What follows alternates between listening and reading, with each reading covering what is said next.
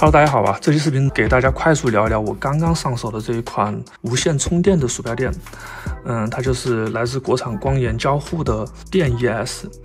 然后这款鼠标垫呢，也是号称平替这一款罗技 Power Play 的无线充电鼠标垫。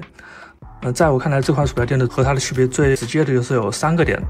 第一个点就是它的整个尺寸，它的鼠标尺寸整个来说是不是很大的？大概是一个 M 型号的鼠标垫的一个尺寸，然后这款鼠标垫呢，它的整个尺寸就来到了接近于中型的一个鼠标垫的尺寸，接近于还是稍微小一点，是一个多少呢？是一个400×300的一个尺寸，并且它的这个充电的一个有效范围的话，也是比这个鼠标垫大。然后第二点不同的话，就是它支持一个类似 Hub 的 USB 的一个方案。这个方案比它好的一点是什么呢？它是通过自家的一个协议来进行中转的，也就是说，你用 Power Play 的鼠标垫的话，你的鼠标是可以不用去插那个2.4G 接头器的。但是有个什么问题呢？就是通过它走的话，你的回报率会锁在1000赫兹，也就是说超过1000的话，它就不认，全部就会压到1000。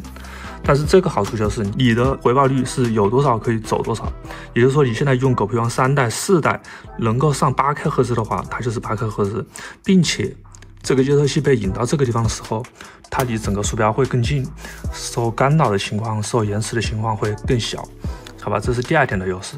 然后第3点的优势就是什么呢？价格。这块鼠标垫应该会在800-900块钱左右吧。然后这个鼠标垫呢，连同这个接收器一起，然后再送一张这个垫子里，这一套下来是200多块钱。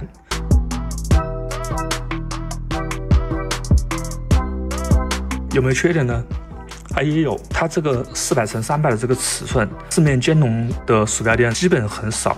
希望光研交互后期出新版本的时候，可以考虑一下出一个兼容多个品牌的一个尺寸，这样的话可以有更多的一种选择。整体来说，这款鼠标垫的性价比各方面的体验都还是很好的，值得推荐给大家。好吧，本期视频到这里就结束了，喜欢的朋友记得点赞关注我的频道，我是易小峰，我们下个视频再见，拜拜。